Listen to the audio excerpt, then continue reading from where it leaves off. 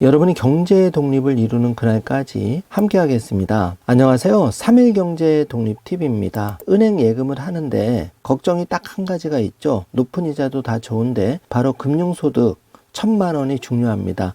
요걸 넘게 되면 건보료 부과가 될 수가 있죠. 그래서 많은 분들이 걱정을 합니다. 그래서 영상을 준비했는데요. 이 세 가지 통장 또 플러스 알파 한 개를 잘 활용하시면 여러분이 건보료 부담은 많이 낮출 수 있는 그런 좋은 제도가 있습니다. 무려 2억 7천만 원까지도 비과세로 담을 수가 있습니다. 오늘 이 내용 궁금하신 분들은 영상 끝까지 함께 해주세요.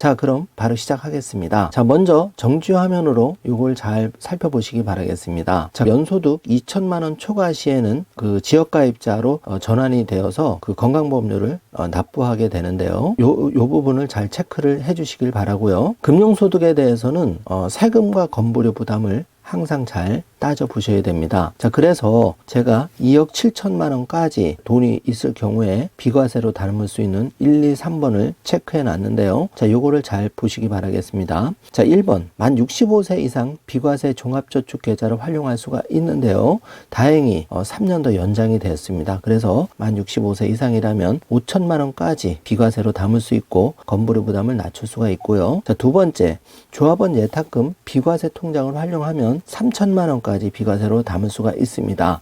이렇게 되면 8천만 원까지 비과세로 담을 수가 있겠죠. 그리고 3번 내용은 모르시는 분이 굉장히 많은데요. 저축성보험 비과세로 담을 수가 있는데 일시납은 1억 원까지 전액 비과세 혜택을 받을 수가 있습니다. 월납은 매월 150만 원씩 비과세 혜택을 받을 수가 있는데요. 5년 불입하면 60개월이죠. 그러면 원금이 9천만 원입니다. 여기에 대해서 전액 비과세 혜택을 받으신다면 토탈 2억 7천만 원까지 적지 않은 금액을 비과세로 담을 수가 있습니다. 일반 서민들의 기준으로는 5천에서 1억만 비과세로 담아도 건보료 부담을 낮추면서 굉장히 이자를 빵빵하게 받아갈 수가 있는데요. 요거 잘 체크해 주시기 바라겠습니다. 그러면 자세하게 알아보겠습니다. 첫 번째, 만 65세 이상이라면 비과세 종합저축 계좌를 5천만 원까지 활용할 수가 있는데 다행히 2022년 12월 31일까지 일몰 기간이었는데 이번에 2023년 개정세법 기한이 연장되면서 2025년 12월 31일까지 3년간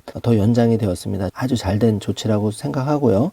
그래서 계산을 제가 해봤죠. 2억 7천만 원을 과세되는 일반 정기예금으로 가입하면 1, 2, 3번 번호를 제가 매겨놨는데요. 3번을 잘 봐주십시오. 이자만 1,350만 원인데 세금 15.4%를 제하면 207만 원이 고스란히 세금으로 빠져나가는데요.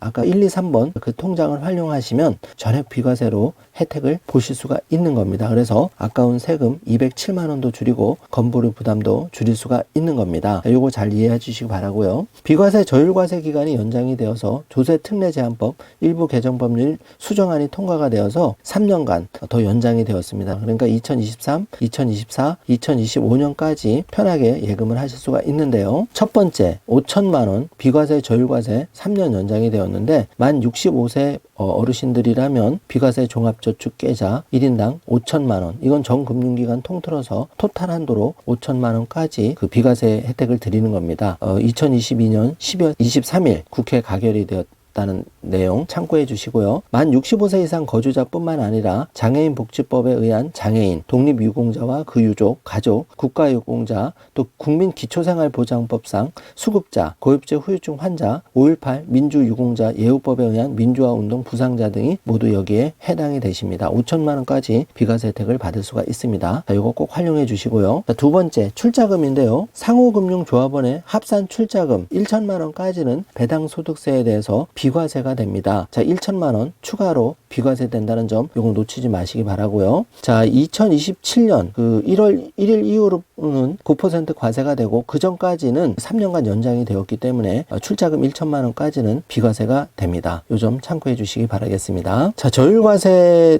또 하나 살펴보면 3번인데요. 상호금융조합원, 그러니까 준조합원과 간주조합원에 대해서는 3천만 원까지 비과세 혜택을 받을 수가 있습니다. 자, 2025년까지 연장이 되었다는 점 꼭 챙기시기 바라고요.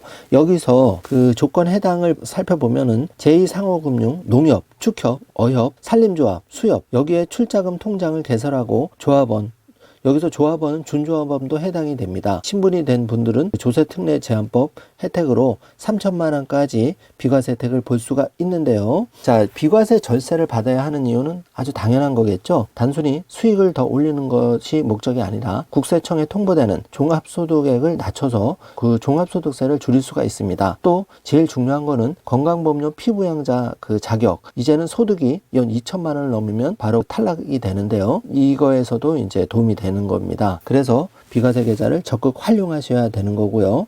건보료를 줄일 수가 있겠죠. 지금 여기 9월부터 새로 바뀐 건보료를 정조화면을 한번 살펴보시면은 피부양자 요건이 연소득 3,400만 원 초과 시에서 개편이 되어서 2천만 원 초과만 되면 지역가입자로 전환이 되는데, 자, 여기에 금융소득 1,000만 원도 반드시 포함이 되기 때문에 이 금융소득 1,000만 원을 낮추는 노력을 지금부터 하셔야 된다는 얘기입니다. 그래서 1, 2, 3번 다시 한번 강조하지만 잘 활용을 하셔야 됩니다. 자, 지금 이 법조문을 자세히 살펴보면 이 저율과세 부분이 종합소득 과세 표준에 합산하지 않는다라고 이렇게 되어 있는데, 이 말을 해석을 해보면 금융소득 종합과세 대상 소득이 아닌 경우에는 건강보험료 산정 시 금융소득 요건에서 제외된다는 의미죠. 그래서 비과세 상품을 잘 활용하면 금융소득 종합과세에서 빠지기 때문에 그 건보료 대상이 아니라는 얘기입니다. 그래서 비과세 상품을 잘 활용하셔야 된다는 얘기입니다. 그래서 2025년 12월까지는 그 비과세, 저율과세, 배당금 소득세 등 이런 혜택을 보는 비과세 통장을 적극 활용하셔야 된다는 얘기입니다. 자, 여기서 금융소득 종합과세에 대해서 살펴보겠습니다. 자, 기본적으로 이자소득에 대해서는 15.4%, 그러니까 국세 14%, 지방세 1.4%의 세금을 부과를 하는데요. 여기에서 금융소득, 이자소득, 배당소득이 연간 2천만 원을 넘으면 금융소득 종합과세 대상이 되는데요. 이 금융소득 종합과세가 안 되도록 노력해야 됩니다. 이 2천만 원을 넘으면 여러 가지 불이익이 발생을 하는데요. 그래서 금융소득 종합과세가 안 되는 비과세 상품, 아까 살펴본 세 가지 상품을 잘 활용을 해야 되는 이유가 있겠습니다. 자, 건강보험료 부과는 금융소득 종합과세 대상이 안 되는 게 중요하고요. 또 금융소득 종합과세 대상보다 더 중요한 거는 바로 이렇게 됐을 때는 건강보험료를 몇십만 원까지도 부과를 한다는 얘기입니다. 그래서 금융소득이 연간 1천만 원을 넘으면 무조건 건강보험료 부과 대상이 되기 때문에 이거를 무조건 낮추는 게 중요한데, 바로 여기에 이 세 가지 상품을 잘 활용하셔야 된다는 거죠. 자, 과세가 되지 않으면 건강보험료도 부과되지 않는다는 점 다시 한번 체크해 주시기 바라겠습니다. 새마을금고, 지역농협, 신협 등 상호금융기관의 예탁금 제도 잘 활용하면 비과세로 담을 수가 있고요. 3천만 원까지 이자소득세 비과세 된다는 점 다시 한번 체크해 주시기 바라겠습니다. 꼭 농민, 어민 이렇게 되지 않더라도 준조합원 자격으로 회비를 내고 가입을 할 수가 있다는 점 체크해 주시기 바라겠습니다. 자, 예탁금 예치한 원금 기준으로 3천만 원에서 발생한 이자 소득에 대해서 15.4% 세금을 떼지 않습니다. 다만 농어촌 특별세 1.4%는 부과된다는 점은 참고해 주시기 바라고요. 자, 상호금융기관은 농업협동조합법에 의한 조합, 그리고 수산업협동조합법에 의한 수산업협동조합, 또 산림조합법에 의한 조합, 또 신용협동조합법에 의한 신용협동조합, 새마을금고법에 의한 금고, 이게 상호금융기관으로 들어가서 3천만 원까지 비과세 혜택을 받을 수가 있는데요. 자, 조합원이나 회원이 되려면 조합원 자격을 얻기는 많이 힘듭니다. 그래서 준조합원 신청을 하시는 게 유리한데요. 출자금 명목으로 2만 원에서 10만 원 정도만 납입하면 준조합원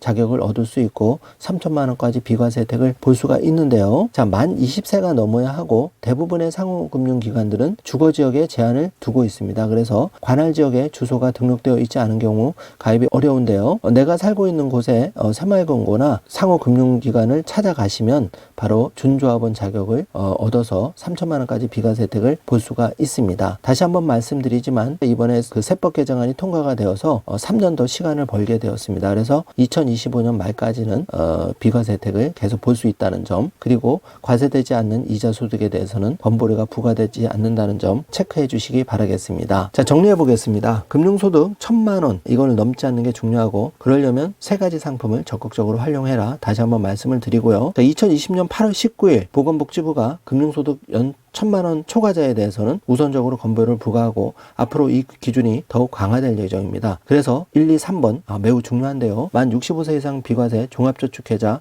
반드시 5,000만 원 활용하셔라. 요거 꼭 체크해 주셔야 되고요. 조합원 예탁금에 대해서는 비과세 통장 3,000만 원까지 가능하다. 그리고 많은 분들이 잘 모르시는데 이 3번 저축성 보험 비과세 한도 활용, 일시납은 1억까지, 월납은 150만 원까지, 그래서 5년 납하면 9천만 원까지, 토탈 2억 7천만 원까지 전액 비과세로 담을 수가 있습니다. 2023년 새해 반드시 잘 활용하셔서 여러분이 건보료 부담도 낮추고 금융소득 종합과세 비과세 싹 다 받으시기를 바라겠습니다. 오늘 내용이 좀 어려울 수가 있는데요. 영상을 반복해서 들어주시면 좋겠고요. 주변에 건보료 걱정, 또 금융소득 종합과세 걱정하시는 분들께 영상을 공유해 주시면 큰 도움이 되겠습니다.